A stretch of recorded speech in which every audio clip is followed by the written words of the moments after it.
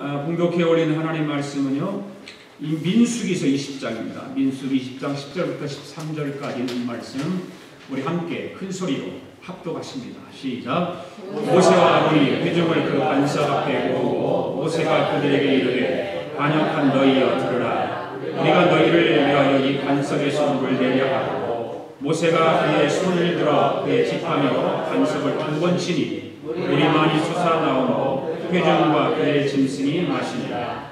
여호와께서 모세와 아론에게 이르시되 너희가 나를 믿지 아니하고 이스라엘 자손의 목전에서 내 거룩함을 나타내지 아니하므로 너희는 이 회중을 내가 그들에게 준 땅으로 인도하여 드리지 못하리라 하시니라. 이스라엘 자손이 여호와와 다투었으므로 이를 무리바 무리라 하니라. 여호와께서 그들 중에서 그 거룩함을 나타내셨더라. 아멘. 다시 한번 인사할까요? 주의 사랑으로 사랑합니다.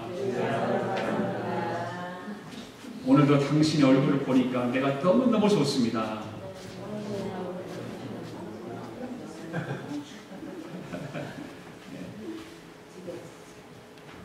주일날이 참 좋은 것 같아요. 같이 성도들 만나서 예배드리고 이렇게 기뻐하고 인사 나눌 수 있어서 너무 감사합니다. 오늘 영상을 하나 이제 보게, 뉴스 영상인데 뉴스 영상을 보다가 참 신기한 걸 보았습니다. 신기한 걸 보는 것은 뭐냐면 일본에서 매년 새해가 되면 대학생들 중심으로 마라톤 대회가 있어요. 마라톤 대회가 있는데 이제 그래서 스타트를 해서 달렸어요. 어떤 학생이 1등을 합니다. 1등을 하고 달려서 거의 꼬리 지점까지 다다르게 됩니다. 근데 이 선수는 중계차가 앞에 가고 이 선수가 뒤에 가는데 중계차를 계속해서 따라가는 거예요. 중계하는 중계차를. 그런데 거의 꼬린 지점이 와서 그 중계차가 방향을 다른 데로 바꿔버렸어요. 다른 데로 갔는데 이 선수가 너무 거기에 올인을 하고 정신을 거기에 쏟다 보니까 중계차가 가는 대로 그냥 따라가는 거예요. 1등으로 계속 중계차로 따라가도 꼬린 지점을 예를 들어서 내가 테이프를 끊을 지역은 직선으로 가야 되는데 중계차를 오른쪽으로 꼬부라지니까 중계차를 따라가는 거예요. 그러니까 그만 1등을 놓치고 만 것입니다. 잘 끝까지 달려오다가 한 번의 실수로 인해서 멸관을 놓쳐버리고 만 것입니다. 얼마나 이 선수가 안타까울까요? 얼마나 후회가 될까요? 오늘 본문을 보면 모세라고 하는 하나님의 지도자인데 이 모세도 마치 이 마라톤 선수와 같은 그런 심정을 가지고 있지 않았나라고 생각을 해봅니다. 그가 무리바 물 사건을 통해서 단 한 번의 실수를 저지르는데 그 단 한 번의 실수를 통해서 끝내 가나안 땅에 들어가지 못하는 일이 되었기 때문에 모세에게는 참 억울한 일이라고 생각이 들 수 있는 것입니다. 모세가 지난 40년 동안 가나안 땅만 바라보고 그 광야 생활을 또 고생을 견디면서 이겨왔습니다. 이제 가나안 땅에 들어갈 날을 얼마 남겨두지 않고 있습니다. 그런데 이게 웬일입니까? 뼈아픈 통 안에 실수를 저지르게 된 것입니다. 그래서 꿈에도 그리던 가나안 땅을 바라만 보고 들어가지 못하게 되었던 것입니다. 얼마나 안타깝고 얼마나 후회스러운 일인지 모릅니다. 그러면 도대체 모세는 어떤 일을 실수를 했기에 하나님께서는 왜 그토록 충성되게 헌신해온 모세를 가나안 땅에 들어가지 못하게 하신 걸까라고 하는 것입니다. 오늘 본문은 무리바 물 사건 속으로 들어가 보면 그것을 우리가 깨닫게 되는 것입니다. 이스라엘 백성들이 출애굽한 지 40년이 됩니다. 구름 기둥과 불 기둥을 통해서 인도를 받아서 지금 가데스 반네아까지 오게 되었습니다.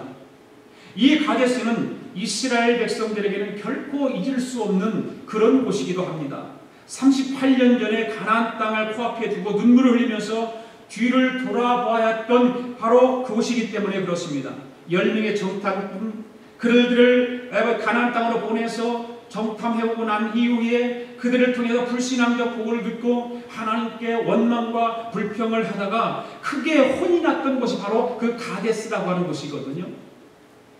이스라엘 백성들이 이 가데스에 머무는 동안에 문제가 생겼는데 뭐냐면 마실 물이 떨어지게 되는 거예요.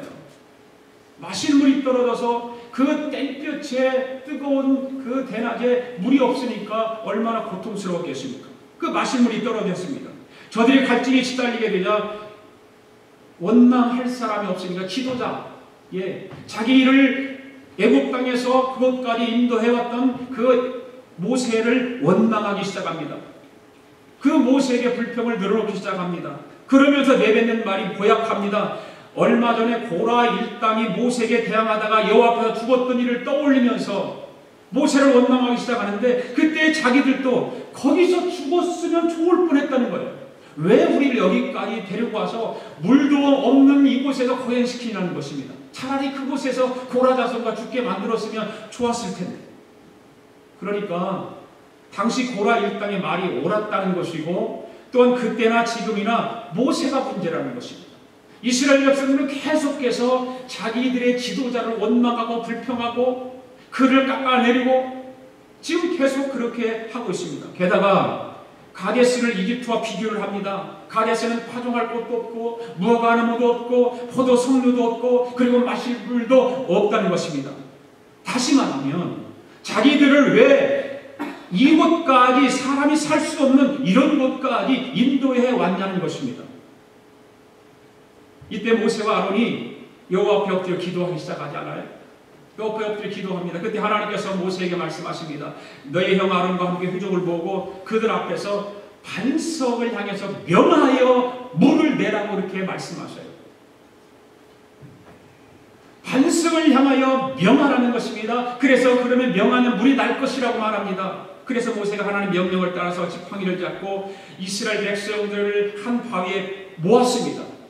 모았는데 문제는 뭐냐면 하나님께서 명령하신 바위를 향해서 명해야 되는데 모세가 어떻게 합니까? 지팡이로 바위를 치고 있어요. 그것도 한 번이 아닌 두 번씩이나 바위를 치고 있습니다. 그리고 나서 모세는 지팡이로 그 두 번 치니까 그러자 물이 어떻게 됩니까? 솟아났습니다. 솟아났습니다. 그래서 이스라엘 백성과 가축들이 그 물을 마셨습니다. 그런데 이 과정을 지켜보던 하나님께서 진노하셨다는 사실이죠. 하나님이 진노하셨습니다. 왜 진노하셨습니까? 여호와 하나님의 말씀을 듣지 않았다는 것입니다. 여호와 하나님의 말씀에 순종하지 않았다는 것입니다. 여호와 하나님의 말씀을 따르지 않았다는 것입니다. 하나님은 반석에게 분명하게 뭐라고 말씀하셨습니까? 명하라고 말씀하셨어요. 명령하라는 거예요. 반석을 향해서 외치라는 것입니다. 명령하면 그 반석에서 물이 날 텐데 모세는 그 명령을 하지 않고 자기 지팡이로 반석을 친 것입니다. 그래서 하나님께서 화가 나신 거예요. 그래서 여호와 하나님께서 모세와 아론에게 이렇게 말하잖아요. 너희가 나를 믿지 아니하고 이스라엘 자손의 목전에서 거룩함을 나타내지 아니한 연고로 너희는 이 회중 내가 그들에게 준 땅으로 인도하여 드리지 못하리라. 이 엄청난 하나님의 진노입니다. 모세가 하나님 앞에 결정적인 실수를 저질렀다는 것입니다. 그래서 가나안 땅에 들어가지 못하게 하시겠다 그렇게 말씀하고 있습니다. 어찌 보면 모세에게는 단 한 번의 실수입니다. 얼마나 하나님께서 모세를 들어서 사용하시기 위해서 훈련시키고 연단시키고 그렇게 하나님의 말씀이라면 따랐던 모세인데 단 한 번의 실수입니다. 그러나 그 실수가 하나님에게는 결정적인 실수가 되었다는 거예요. 결정적인 실수. 모세에게뿐만 아니라 하나님께도 결정적인 실수. 이 사건은 오늘 우리에게 매우 중요한 교훈을 주고 있습니다.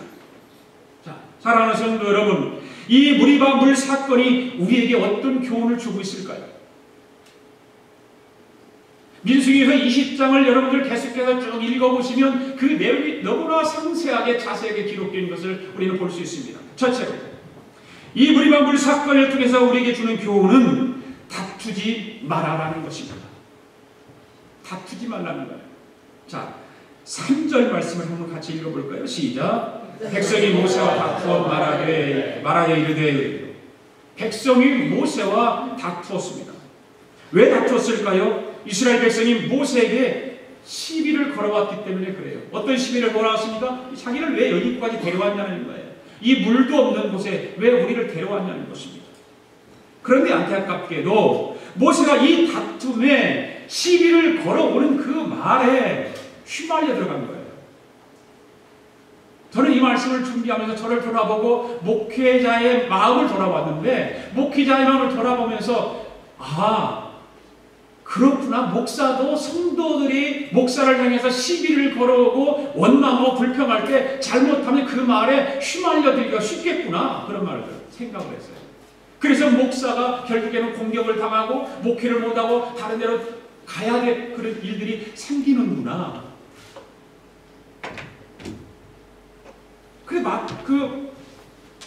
그 백성들에게, 이스라엘 백성들에게 모세가 지금 휘말려 들었습니다. 10절 보면 그렇게 기록하고 있지 않습니까? 한번 읽어볼까요? 시작. 모세와 아론이 회중을 그 반석 앞에 모으고 모세가 그들에게 이르되 번역한 너희 들으라. 우리가 너희를 위하여 이 반석에서 물을 내려 하고, 모세가 그의 손을 들어 그의 지팡이로 반석을 2번 치니. 지금 이스라엘 백성들을 향해서 모세가 뭐라고 이야기합니까? 반역한 너희여,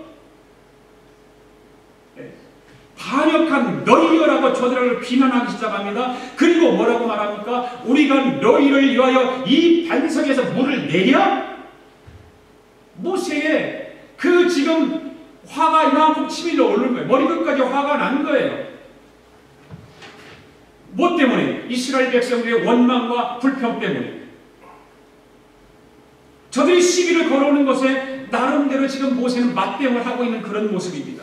한마디로 이스라엘 백성이 시비를 걸어왔을 때에 다툼에 휘말리게 된 것입니다. 이렇게 다툼에 휘말리게 되면서 큰 실수를 저지르게 된 것입니다. 얼마 전에 산호세에서 목회를 6년 동안 하시다가 다음 달에 한국으로 돌아가실 목사님이 계시거든요. 이 목사님께서 처음 이민 목회를 시작하면서 많은 착오를 겪게 되었다고 이야기를 해요. 한국에서는 그래도 목회를 잘 하셨는데, 그런데 이민 교회의 목회는 그렇게 쉽지 않다라는 것을 깨닫게 되었다고 합니다. 모세가 백성들에게 휘말리듯이 이 목사님께도 성도들의 불평 소리에 휘말리고 짜증을 내고 했다는 거예요. 그래서 3년 동안 엄청난 고생을 많이 하고, 그것을 깨닫고 나서 목회를 좀 잘 해보려고 하다가 이제 6년만 하기로 약속을 했기 때문에 6년 하고 이제 한국으로 돌아가는 거예요. 그래서 그 목사님은 한국에서 30년 동안 목회를 해온 목사님이신데, 목회를 이제 할 수 있겠다라고 고백해요. 목회가 무엇인지, 어떻게 목회를 해야 하는 것인지를 알게 되었다고 고백을 합니다. 그러면서 한국에 돌아가면 당신은 한국에 있는 목사님들과 미국의 이민 목회자들과 교환 목회를 한번 하도록 주선을 해보겠다는 거예요. 그 목사님 이야기가 한국 목사님들이 이민교회에 와서 2년, 3년 동안 다시 공부를 하고 돌아가야 된다. 그렇게 이야기합니다. 이민교회에 와서 10년 동안 목회를 하면서 목회를 어떻게 하는 것인가를 배우게 되었다고 합니다. 신학교 4년 동안 다니고 신대원을 3년 동안 다니고 7년 동안 신학 공부를 했어도 이민교회에서 6년 하는 것보다 훨씬 못하다는 거예요. 목회는. 그래서 10년, 20년 이민교회 목회를 하는 목사님을 향해서 너무너무 당신은 존경한다라고 고백을 해요. 여러분, 한국 교회들이 다툼이 많이 있는 것을 여러분들 아시잖아요. 그래서 한국 사회를 통해서 비웃음을 받고 교회가 비웃음 당합니다. 그것도 작은 교회, 이름이 없는 교회가 아니라 한국에서 가장 큰 교회, 세계적으로 유명한, 제일 유명한 교회, 그런 교회가 비방과 음해가 난무하고 급기야 명예훼손으로 고소 고발을 하는 일들이 일어나고 있다는 사실입니다. 그리고 어떤 교회는 담임 목사와 부목사들 간에 난투가 일어나고 그것이 언론에 보도가 되고, 담임 목사와 전도사가 부목사에 관해 불화가 일어나서 이런 문제들이 겉으로 드러나서, 표면상으로 드러나서 세상 사람들로 하여금 한국의 사회로부터 비웃음거리가 되고 있다는 사실이죠. 이 일로 그렇지 않아도 한국교회 이미지가 좋지 않은 상황에서 예수 믿는 사람